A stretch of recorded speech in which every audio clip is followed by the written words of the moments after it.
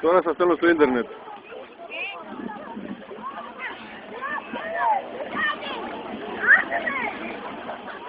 Τι αντράκι μου παίζεις με τα τέτοια?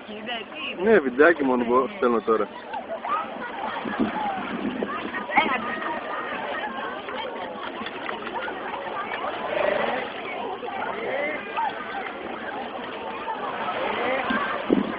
Να δει το μπαμπά σου να μπει να το δει.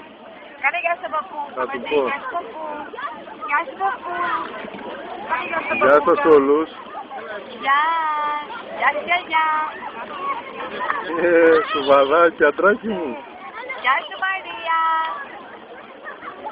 Γεια σου Διατινά.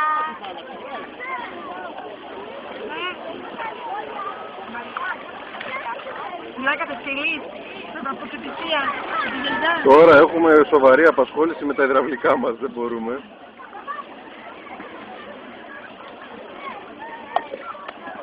Άντε, να πάρουμε και ένα πλάνο στην παραλία. Όχι, δεν πειράζει.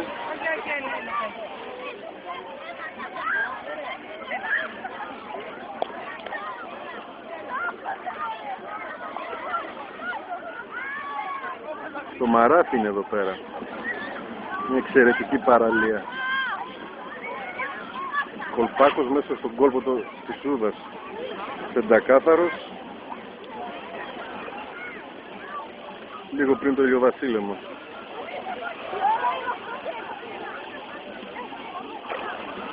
Μην πέσει μες στο νερό νεκτάρια καθώς γυρνάς.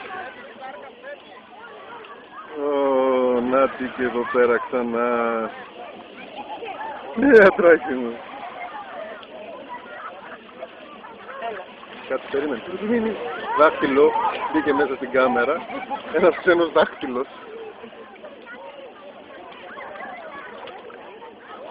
Αντράκι μου, περνάς καλά? Αντρέα, περνάς καλά. Μπράβο. Άντε, φτάνει τόσο. Κάνε γεια στον νονό. Κάνε γεια σε όλους. Γεια σας. Στείλε φυλάκια. Φυλάκια.